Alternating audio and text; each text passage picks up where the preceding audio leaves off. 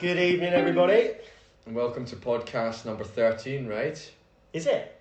Well, No, 12, I think. Official episode 12. no. But we've had a few 12, bonus No, episodes. I've seen 12 on Spotify Have you? today.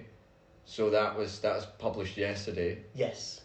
So you've still got one more to come, right? Yes. One more to publish. Yeah. So that means Oh, yeah, you're right. Yeah. This is actually 14. podcast 14. Yeah, you're absolutely right. So I'll let you know and our viewers know. We've had a change in the schedule a little bit because we fell out of whack a little bit. So now we're going to post every Monday morning. So we are going to be the guys that you listen to start your week off properly. It will be posted 7:30 every Monday in the morning, Dubai time. Oh, really? Which means anybody on their commute Monday morning can listen to us in Dubai. And then when you're commuting to work on Monday anywhere else in the world, we'll also be ready for you. Okay. Yeah. So we're going to give it a try. If not, we'll go back to Thursdays. But yeah, this seems to work. I think. Start your week off right? Yeah, that sounds good to me, actually. Yeah. I listened to one of the podcasts today in the car. How was that? You know, when you're driving during rush hour, you know, towards the outskirts of Dubai, it takes about 40 minutes. Yeah. And I think that our goal should be to condense our podcasts to make sure that, you know, you can drive to a destination and, you know, on the way back you can maybe finish it off. Or on the way there. Yeah. You know, you're absolutely right. I think we're going to definitely try and keep it under an hour. Which can be tough to do because we like to go on tangents. I listened to podcast number 10 and it took us about 25-30 minutes before we started talking about real estate. We were talking about the birds and the trees and the birds and the trees and all sorts. So hopefully we'll be a bit more streamlined. Yeah, we won't talk about sloths for like 2 hours. Oh yeah, shit.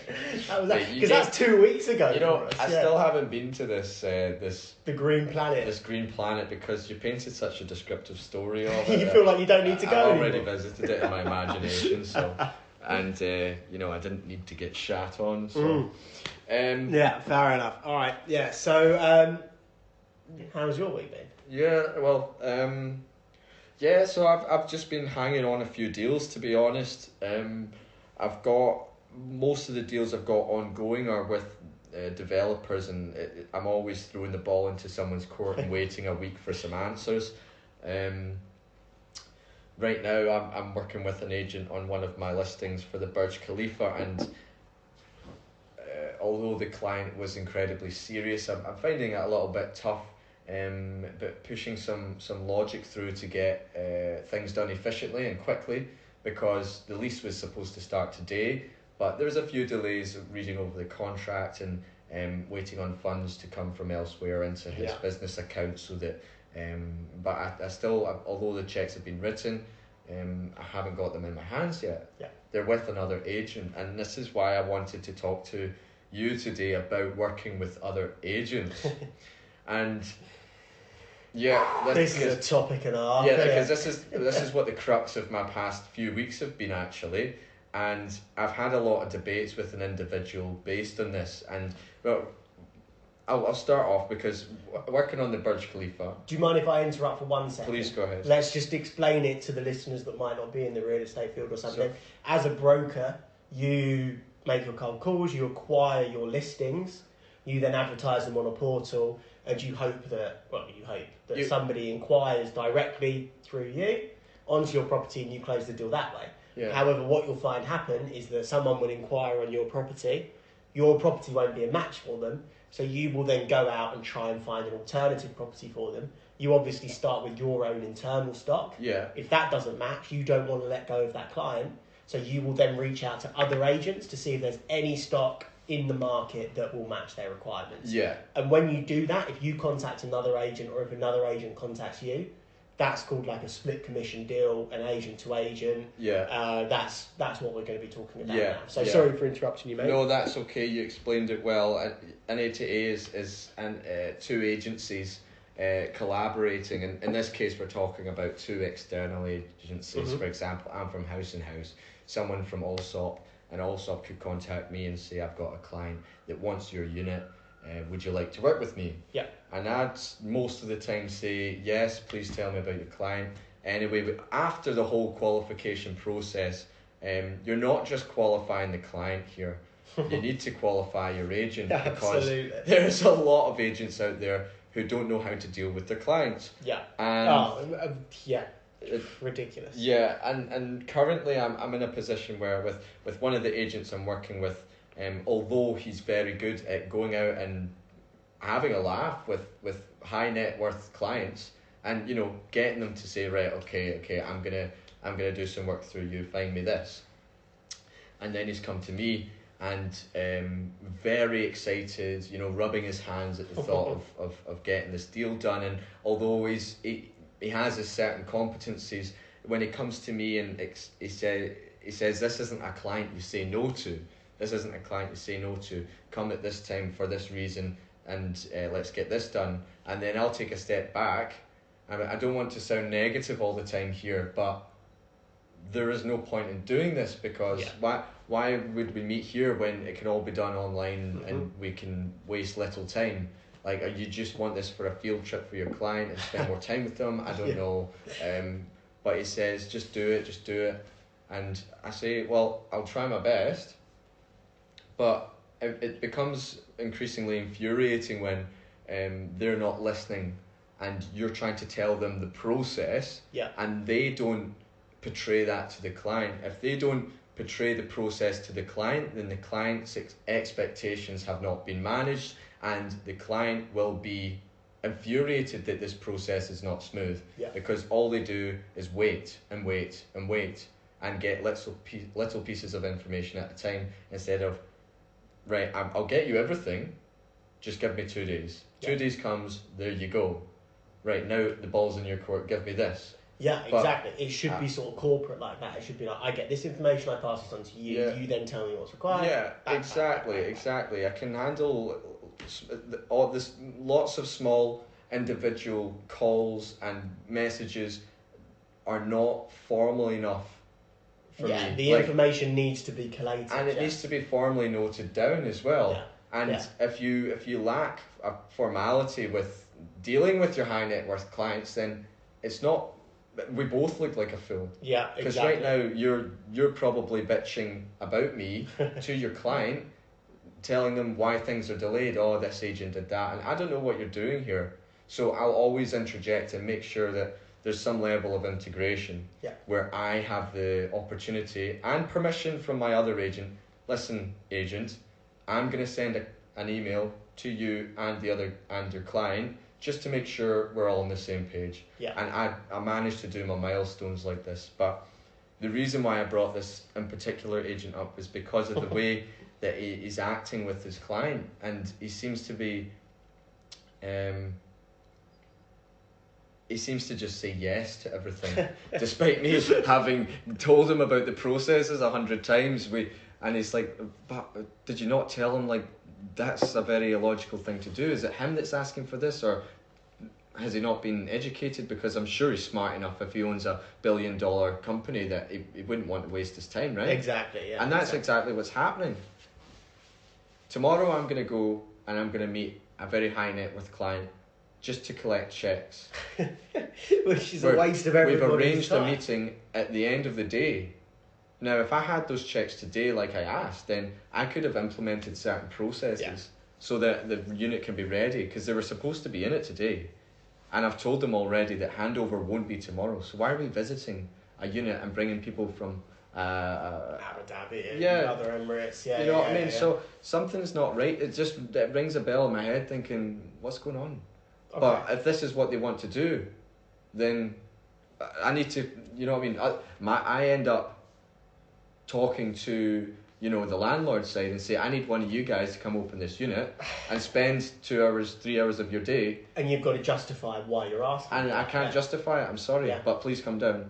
Do you know what I mean? Yeah, so question for you then.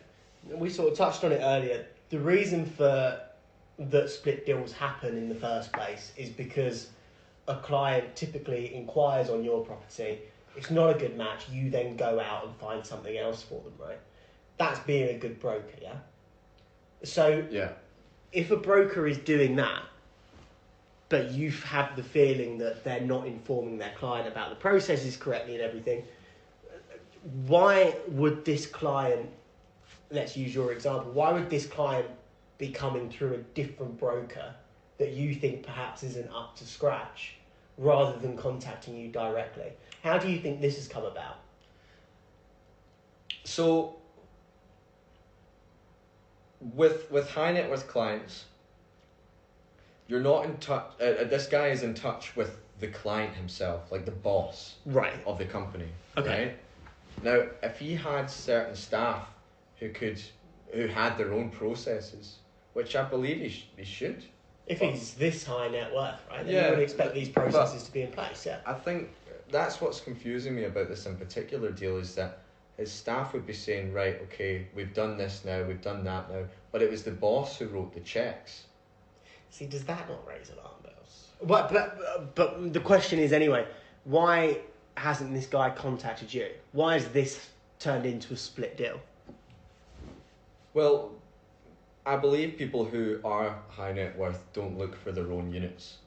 Right. They either have a team who do it, or they find a broker and they say, I want this, can you find it for me? And then the broker does the legwork and says yes, yes, yes.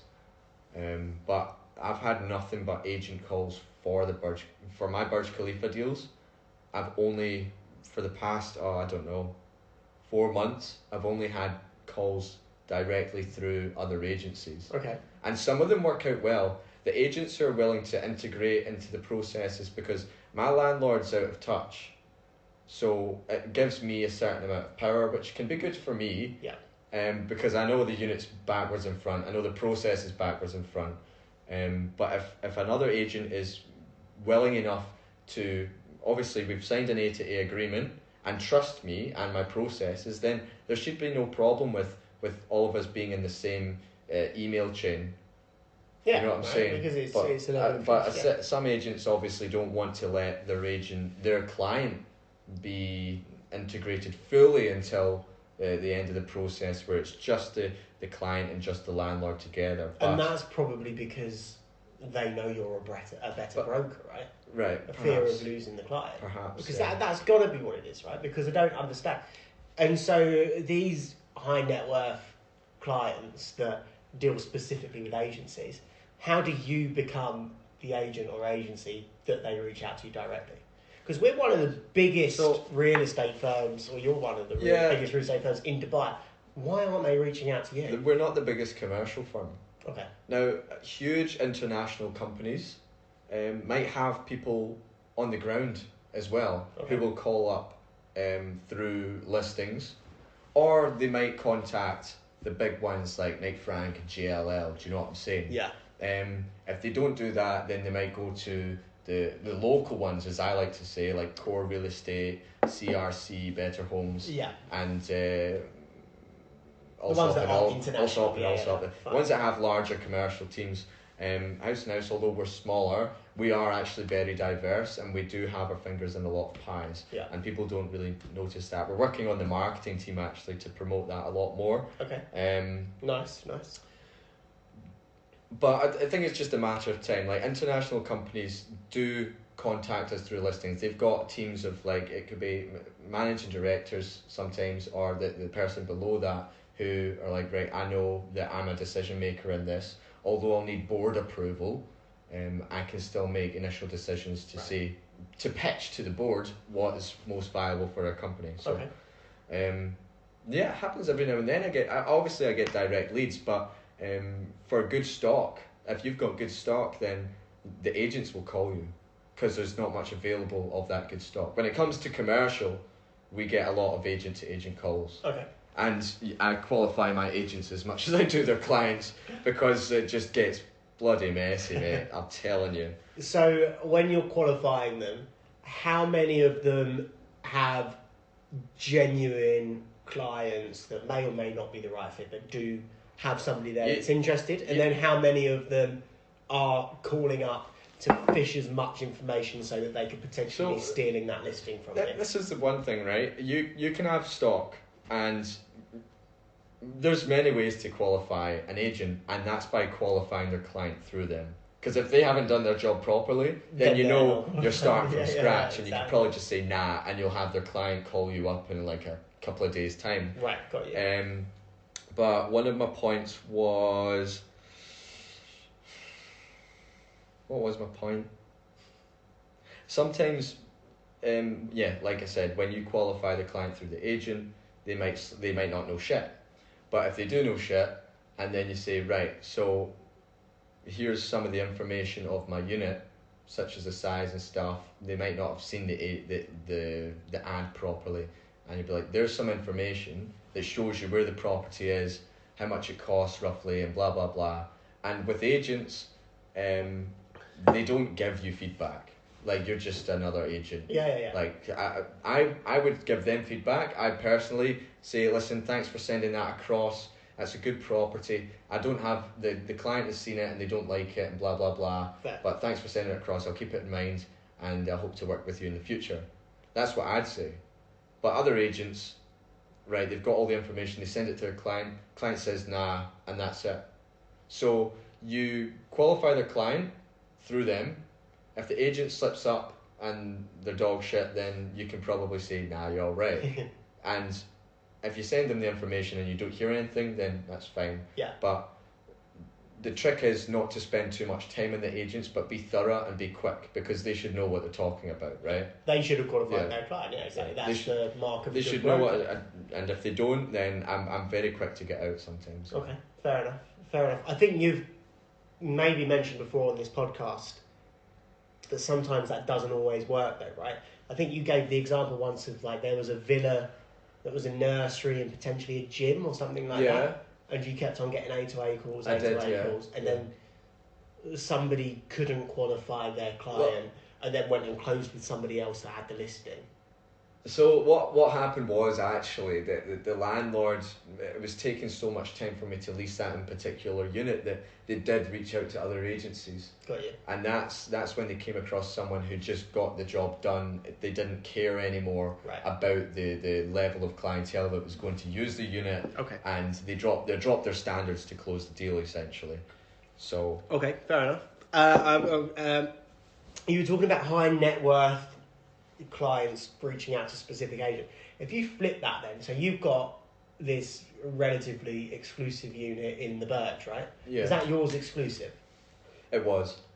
Okay. How did you get that exclusive? Referred through a member of my team. He had done such a good job for the residential properties that they had that got you. They said, listen, we've got this commercial one upstairs, do you want to deal with that? Nice. And I said obviously yes. And yeah, that's it. And I brought so many leads to that property. I worked with agents because I wanted to get the deal done. Yeah. So the landlord's team knew that I was bringing in offers, I was bringing in leads. People were interested. You could see you were working on it. Yeah. I was definitely working on it. They had no reason to go elsewhere, so I made sure of that. Have they gone elsewhere now, just out of curiosity? No. Still with you exclusive? Yeah. Nice, awesome. Another question for you then. I know this sounds like I'm interviewing you today, but I don't know anything about the commercial side, so I'm finding this genuinely interesting. This is not really on topic of what we were going to talk about, but do you find yourself working harder, or do you sort of look at it as almost like a bit of a burden that's probably a waste of time when you get given a referral?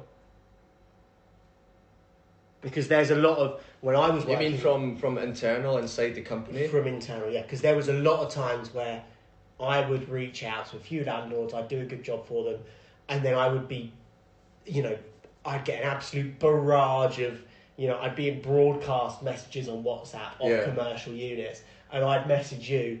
And obviously, it was before we were good friends, and I was still trying to make money. So I'd message you saying, Dan, this landlord's just given this to me exclusive. Do you want to take it? And then you'd be like, oh, and I'd 3 fucking other agents sent me the exact same message that it's been broadcast to. So how do you...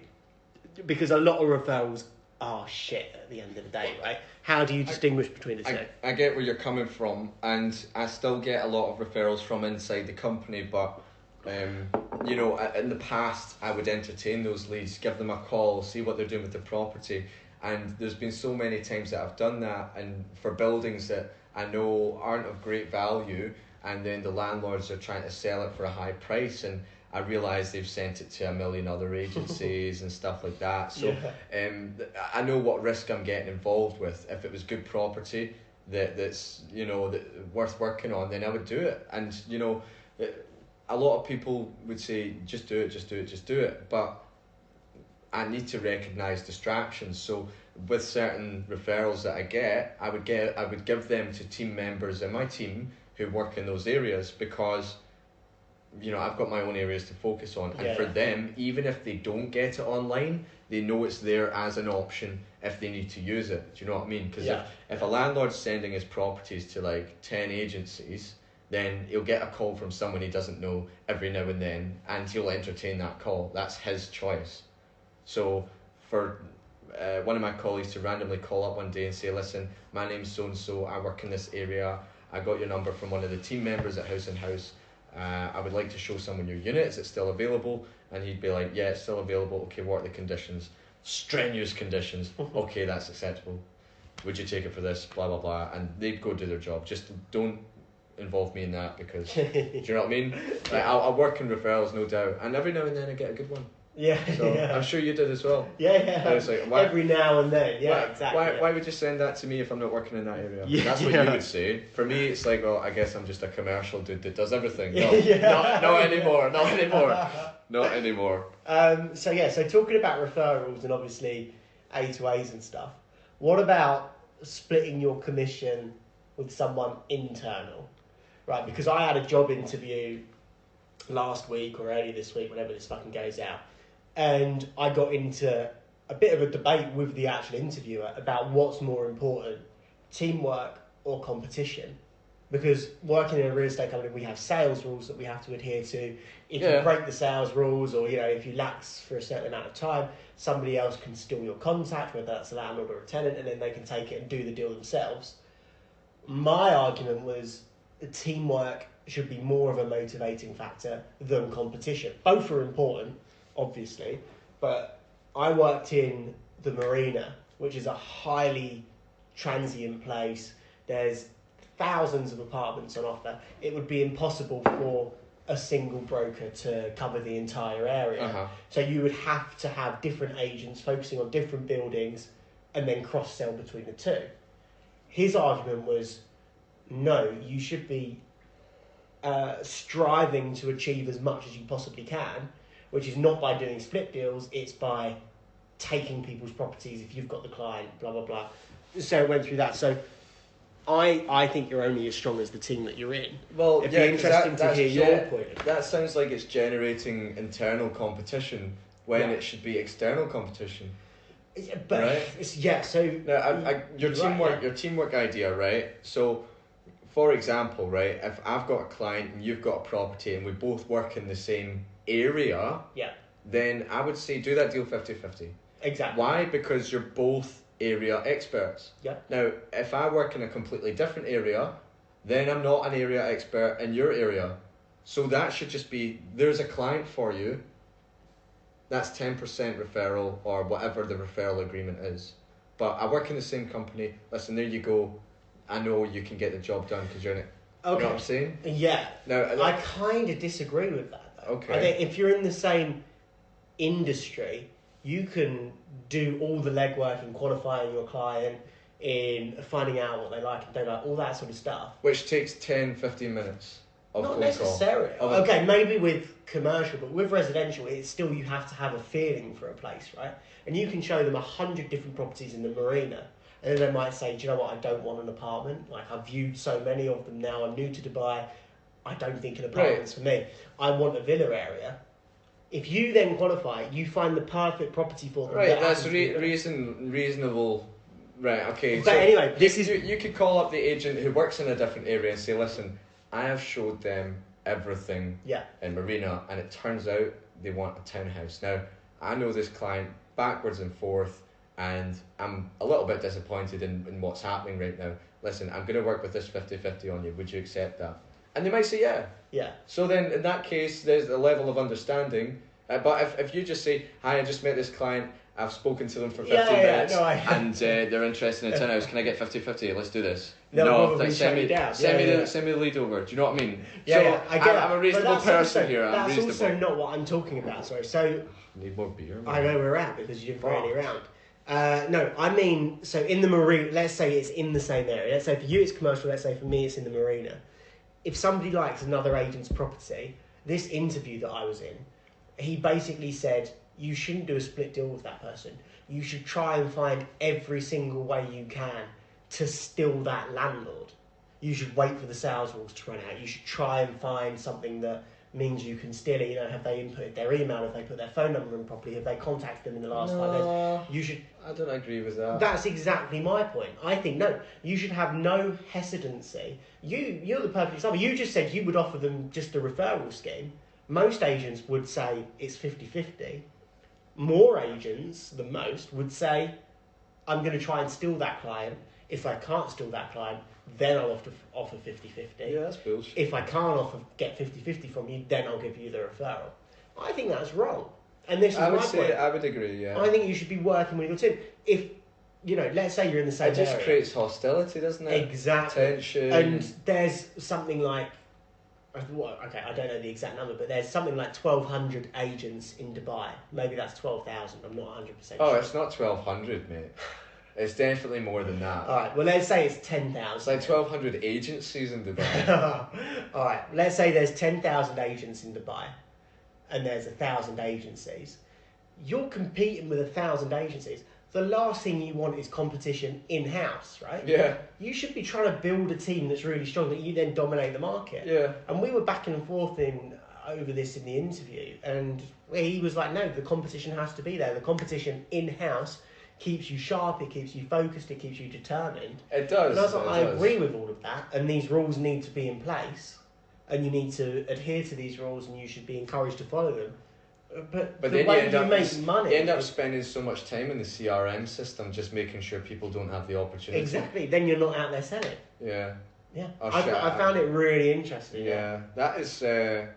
that's a high level of pressure, but yeah. I suppose if you're making a bit more commission in that case, like between yourself and the agency, that's a different story. But I think House and House has those the same opportunity levels to take other stock. Yeah. But I don't think the competitive and nature of that within the house is as promoted. See, I would disagree with that on the residential side. Yeah, so well, I'm not part of that. You're not on the residential. I don't think we should talk about it either right now. Okay, fair enough. Just because. Alright, fair enough. Bad publicity. Bad publicity. Fair enough. Fair enough. You edit that out, yeah.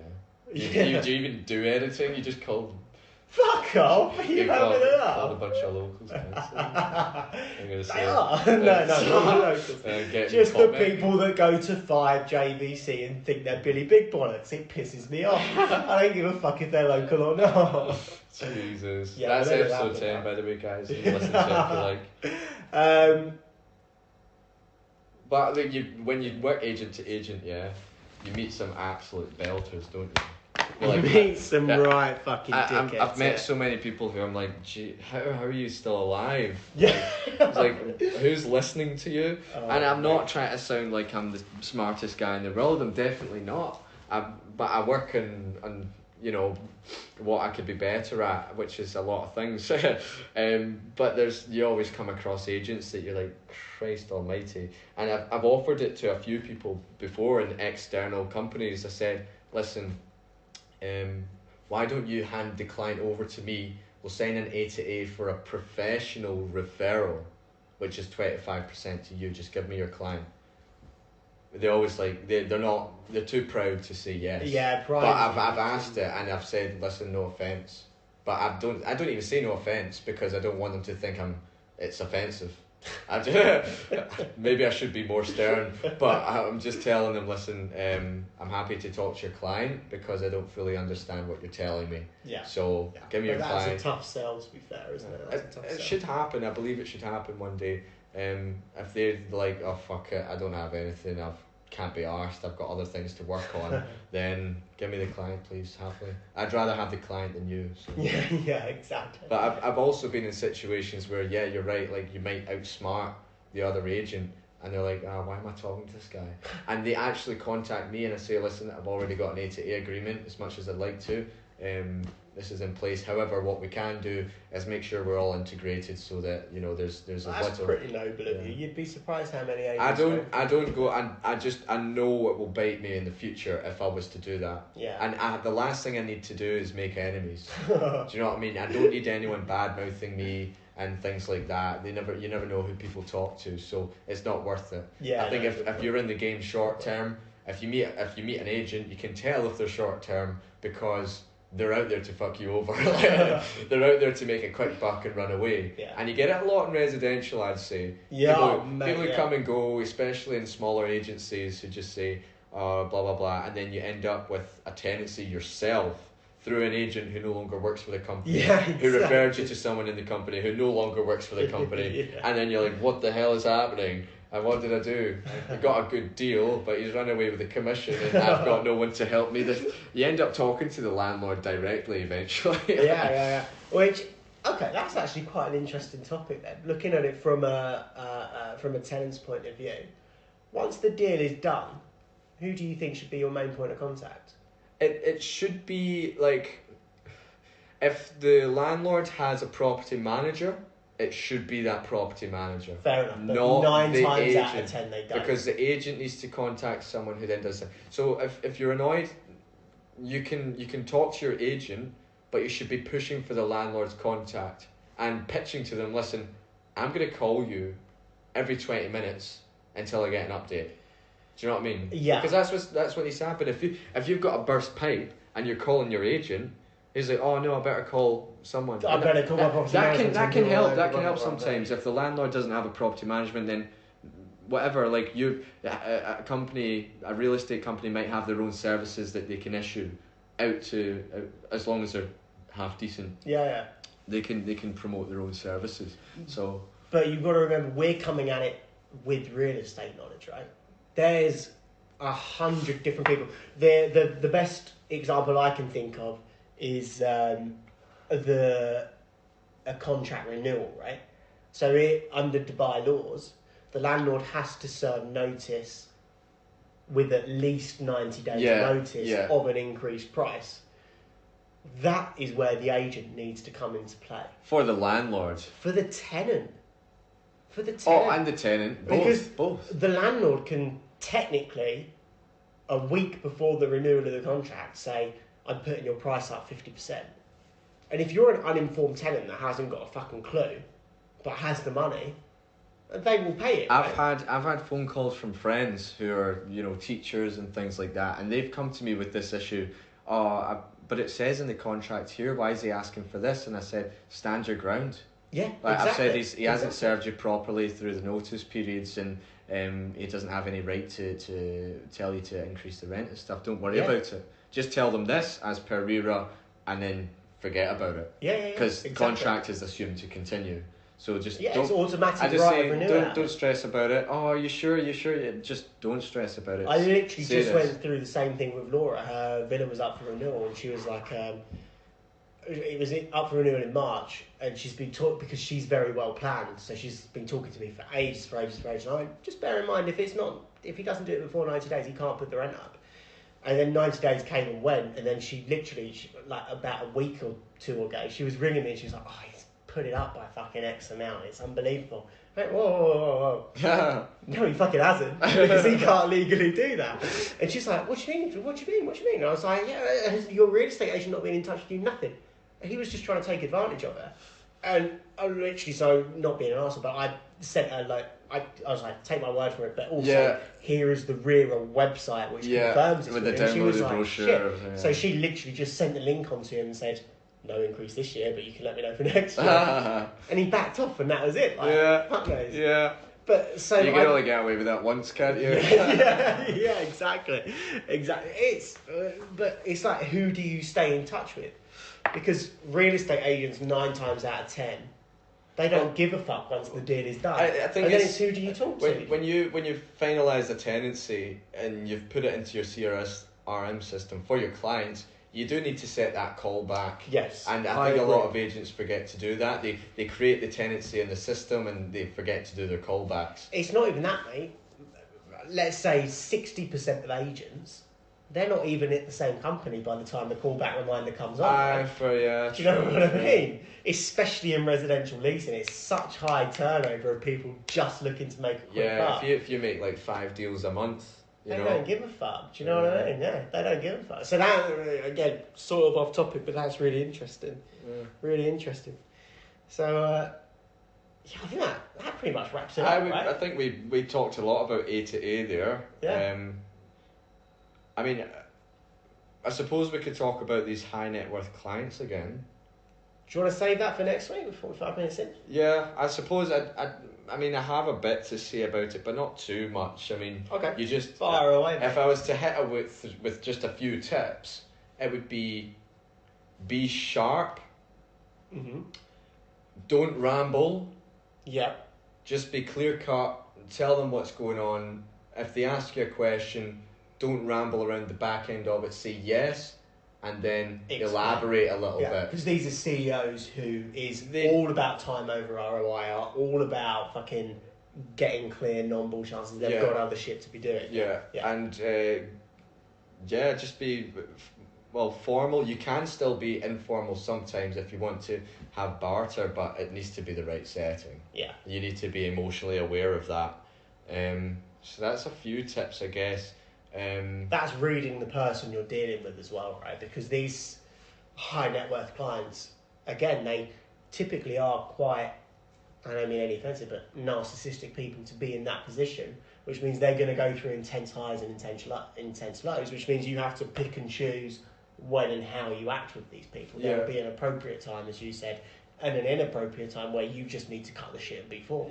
Business and how you're going to close it and actually advising on things they don't know. You do need to still ask questions, of course, and don't be scared to ask questions. Yeah. Because if you don't know what they want because you're too afraid to ask, then you're going to make a mistake. Yeah, of course. And you've only got like one or two of them tops. So you got to keep them, because if you're making mistakes at the qualifying and the during, informative parts when you're telling them about the units, and then later on it comes back and you find out that actually there's no way you can get 4 checks accepted, it's 2 only, and that was a critical point, then that's boom, credibility gone. So you do need to be well informed, well prepared. But I mean, apart from that, it's a breeze. Like if you can nail those things with your client, be prepped more or less. Be prepped is a good point. Be formal and sum it all up. I've always found that when you're talking to the big wigs, to sum up the day afterwards with an email recap and a couple of goals that you're setting for. Actually, that's a very good point, because bring your fucking notepad. I'm telling you, man, like, it fucking helps. There's no way you're gonna remember every single detail, and if you bring your notepad, you remember things that totally you agree. I'll bring my notepad with me. And also, their mind is running at 100 miles an hour, because they're not just focused on this lease, they're focused on running their business or managing their money or whatever it is. They need that refresher at the end of the day, because they can't retain all that information. If you're providing that to them, you're 10 times above the rest of it. That's what puts you above the rest, really, isn't it? Obviously, it's great to be informal and have a laugh and make friends, but that's how you build a rapport with these people, filling it up with competency, building competency and credibility is just what makes you succeed. No, I like that a lot, mate. I like that a lot. Okay. So that's pretty much all we've got to say for today. We're pretty much back on track with things. I've actually scheduled next Monday's podcast, so that's confirmed next Monday. This one will be the following Monday. I'll do that. So we're now a week ahead of our podcast. All right, okay. So we're back on track with things now. Dan has given up with the YouTube videos. Fine, whatever. Sorry about that. He's too busy writing his book that he didn't want to talk about tonight because he hasn't done anything for the past month. But he has been very busy on another podcast. You want to talk quickly about that? Yeah, I did a... Fucking hell, what's the name of the company? You need to do a bit of editing. A bit of editing here. I'll have to remember to come back to this. So we used to work with this guy called Parag, who moved on to another company. And he's been doing a big social media push at this new company, actually. I see him with his YouTube videos. I see him on his Instagram, his social medias. A really, really well-informed off-plan guy. Is he still doing off-plan, or is he now doing secondary sales? He does a mix of both secondary Okay. and he delves into off-plan. Yeah, but he's far more knowledgeable about that than me and Dan will probably ever be, if we're being totally honest with you. Yeah, he knows what's going on in the market, and he invited me over to his podcast. Podcast. Oh, his podcast. His podcast. At it was a Tribeca Real Estate. So he's done 2 so far, and the third one was with me. Nice. And just generally about the commercial market, he tries to make each one sort of their own, a little bit unique and stuff.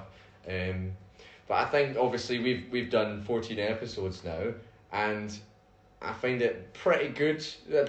A bit easier to talk. Like, I didn't feel under pressure. I didn't feel anxious or nervous. I just took my time, answered the questions, and it was pretty good. It was nice. Pretty good, I think. So he works for Tribeca. What's the podcast called? I think it's called just Tribeca Podcast. A Tribeca podcast. Cool. And do you know when your episode is going to be released? Well, I got the video today, so I imagine it should be released within the next day or so. Okay, cool. So keep an eye out. That'll almost definitely be released before this episode. That'll be publicised, for sure. Definitely check that out. We might actually try and get Parag on the scene, in on this, as well. So definitely give him a listen. But yeah, that's pretty much it from me, right? Yeah. Was it a good experience? Because we're quite unprofessional with this, if we're being totally honest. We're sat recording this on my phone, on my sofa, with a few beers. How was the experience doing it through Tribeca? It was I mean, ours may not be what you call professional, but ours... That's an example. Siri going off. Ours isn't meant to be professional. We talk lightly about a lot of things, and we give quite strong opinions, to be honest. I think our podcast has evolved into what we'll actually sit and talk about if we want to. It's definitely just and we don't having a chat. Yeah, because I think for us to come up every week and produce more and more podcasts, it can be quite hard, and we know we're pretty busy and stuff. And that's all I can say, is for us to be lax and relaxed and just come here, get it done. It's going to involve a few sweary words, It's going to involve us being in the shit moods and the likes, and not being as prepared as we could be, but then delving into topics that we never thought we'd fucking talk about. We're just spinning wheels for the hour. So we're more structured sometimes than other times, but being with Tribeca Real Estate last week, it was just a lot more formal. There's a microphone, there's a camera. We've got a structured episode where all we're talking about is you and commercial. We just want to know what you think about this and this and this and this. Can you elaborate on that? Easy. Someone asks you questions. Oh, I've got the answers. Okay. So that's what it was like. I think it was a bit easier to just sort of let go, but obviously you need to do it in a more conservative way. And there's a few points that I made that we didn't have enough time to elaborate on, so although it was quite condensed, there were definitely a few points that I was a little bit gutted I couldn't elaborate on it, but it doesn't make me look as smart as I could have done. Do you know what I'm saying? Interesting. No, really cool. So keep your eyes peeled for that. That'll be coming out soon, or will already be out. And then hopefully next week or in a few weeks or so we'll try and get Parag involved. But nice one. Alright, Trips, well, thanks for listening to episode 14. And we'll catch you later next week. Thanks, guys. Podcast. Insert the funky bass here. Love it. And adios, amigos. Alright, bye for now.